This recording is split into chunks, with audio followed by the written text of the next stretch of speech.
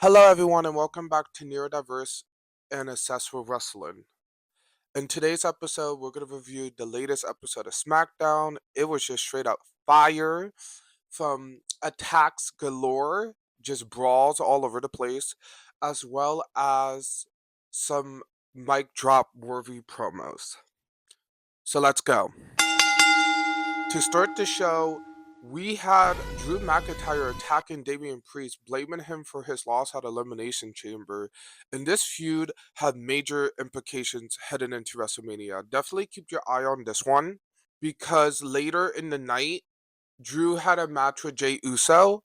And then after the match, Damian Priest attacked Drew McIntyre. And it was just perfect build up from the beginning of the show to almost the end of the show. It was really good, and I feel like this match is going to be a good match at Mania. I feel like WrestleMania, they're really trying to book the top of the division against each other, and I just love it. Which lead me on to the next thing that happened that night. Randy Orton came out and did a fiery promo that had me cracking up in the beginning because he made a joke about John Cena's being Rock's bottom. That was hilarious. Then he turned his attention to Kevin Owens, reflecting on the brutal things that they both did in their careers. Randy Orton admitted that he respects Kevin Owens, the wrestler, but he hates him as a person, and he promised to destroy Kevin Owens. I'm hoping for a no DQ match or a light out match, or even an underground match at Mania. That would be badass. Which leads me to the first match of the night. Tiffany Stratton versus Piper Niven. Earlier in the day, Tiffany Chelsea graded Piper Niven backstage has some heated stuff to say to each other, leading into the match between Tiffany and Piper. I would just like to say I love how they're booking Piper as Chelsea's bodyguard, but at the same time, I feel like Piper is going to slowly heal on Chelsea. And I'm going to tell you why later with the Chelsea Green and Michin match, the street fight. That was a good match. But this match is really good as well. Starting off strong, Piper pushes Tiffany into the corner, but with Tiffany's agility on full display, she escapes with a backflip and path-pacing moves. Tiffany dodges the dive from the outside of the ring, and then Piper tried to do a Veda Bomb in the ring. Tiffany dodges that and then hits the prettiest moonsault ever for the win. It really shows that Tiffany Stratton can go up there with some of the strongest competitors. But then after the match, Charlotte Flair attacks Tiffany, targeting her leg and pretty much maybe injuring Tiffany a bit. And this really is a good rivalry, and it shows that Charlotte, the veteran wrestler, is getting in the mind of Tiffany Stratton, playing mind games leading into WrestleMania. And would this benefit Charlotte? Would this actually make Charlotte win the match by getting into Tiffany's head? We just have to wait to see. The next match was a tag team number one contender match with Motor City Machine Guns, Pretty Deadly, and La Garzas. This match was fast-paced spectacle with all three teams showcasing the high-flying styles. The standout moment was Kip Wilson and Angel Garza both drop kicking each other seamlessly, leading into a chaotic brawl with all tag teams throwing each other and jumping out the ring. It was like a giant Sky Zone, and I just loved it. But Pretty Deadly stole the win with a sneaky pin, setting them up to be the new number one contenders for the tag team titles. This tag team division is heating up, and I'm so excited to see where it goes before Mania. The moment we all been waiting for since Elimination Chamber. The blowout of Bianca Belair, Naomi, and Jade finally happened. Bianca Belair came out in tears, begging Naomi to explain why she did it. And Naomi came out and she said she did it for Bianca. I am disgusted. She did everything for Bianca. She feel like Jade was just holding Bianca's coattail. Jade was just there to steal Bianca's spotlight. At the same time, Naomi was jealous because when she came back, it was Jade and Bianca in the tag team picture, and Naomi wanted gold. Naomi felt like she was doing her fights by herself. And Bianca just couldn't handle it. She said, like, I can't believe you did this. I cannot be your friend no more. And Naomi just turned heel instantly, saying that it's her fault that we are booing her for doing this. It's her fault that Bianca does not like Naomi no more. And she literally calls Bianca Belair an ungrateful B word on national TV that leads Jade storming out and beating down Naomi's ass, setting up a major WrestleMania feud. I wouldn't be surprised if Naomi tries to drag Bianca into it or try to turn Bianca heel, but I feel like they're not gonna do that with Bianca Belair because she's such a baby face. Like, yes, in NXT she was a heel, but I feel like they're gonna try to keep her face. And the way to do that is just letting her and Jade fight. And then Bianca kind of just being the bystander or being the person in between, like not really in the match, but like you can feel like she's gonna be maybe watching the match. She's gonna be a part of the storyline, but she's not the main point of the storyline. Braun Strowman versus Solo Sikoa was just a hard-hitting clash between two powerhouses. From Solo sending Braun Strowman into the ring post into the barricade, and Braun Strowman answering back with big boots, big punches, clotheslines into the Roman Express.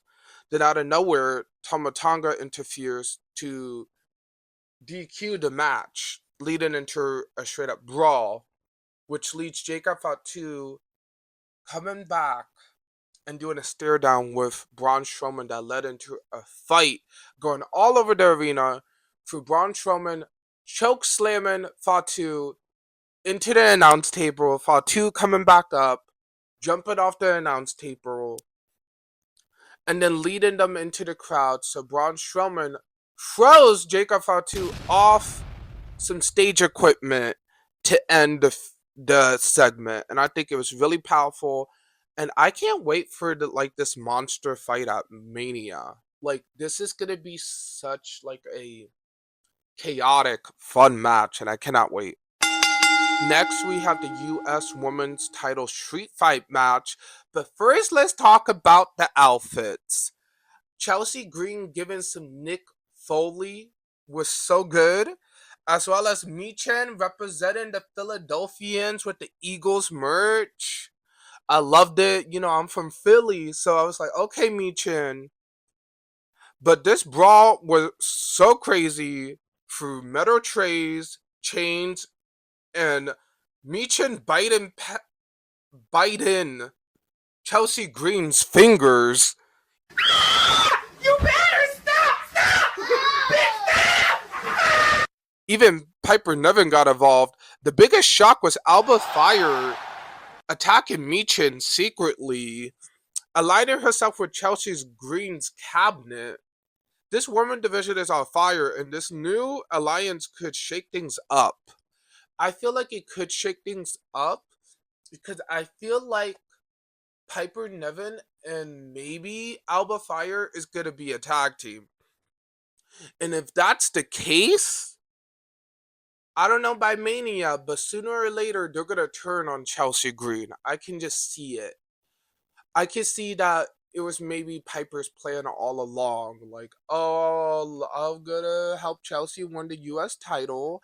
I'm gonna play along with Chelsea's game, and then out of nowhere, add more people to her cabinet and then betray her. And I feel like I can't wait to see that unfold.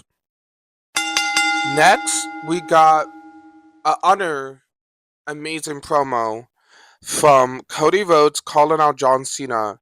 Cody Rhodes addressed John Cena's a shocking attack in Elimination Chamber, saying that John Cena wants to aspire him to be the face of the company, aspire him to be the babyface, aspire him to give hope to the WWE Universe. Now he turned his back on the whole WWE Universe. Cody Rhodes said he's demands explanation And with The Rock and Roman Reigns in the mix, this WrestleMania is about to explode. I don't know where this is gonna go, but this promo was so good, so heartfelt, and you could tell that Cody Rhodes spoke from the heart. And you can really see that with this WrestleMania match, it's a lot of stuff at play.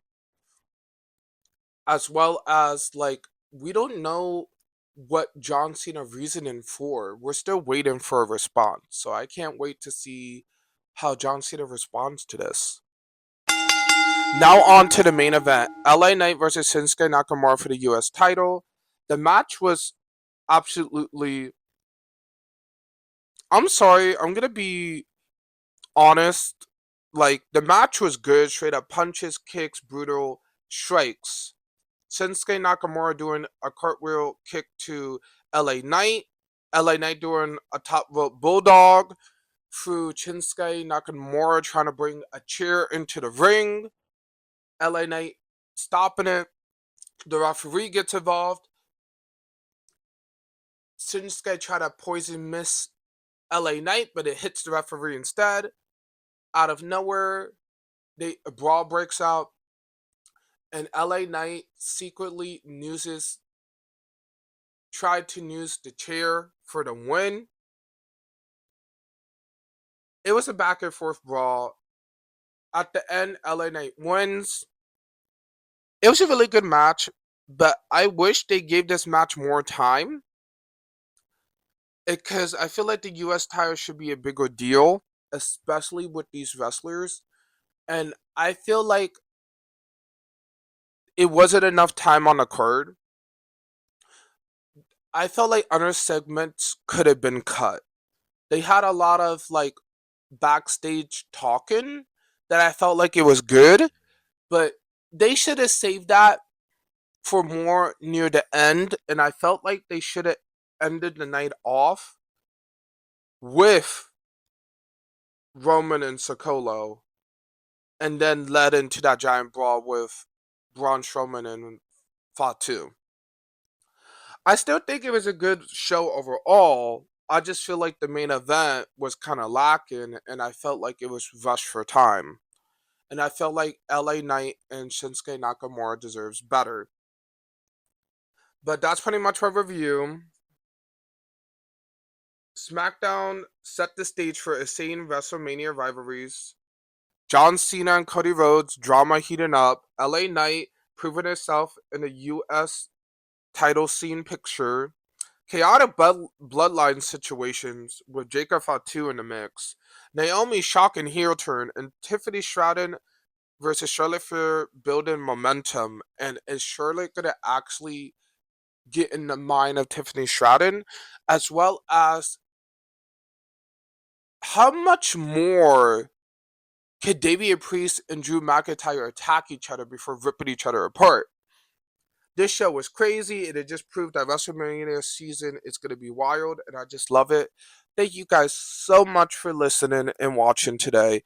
If you like the video, please like, comment, and subscribe, and I will see you next time.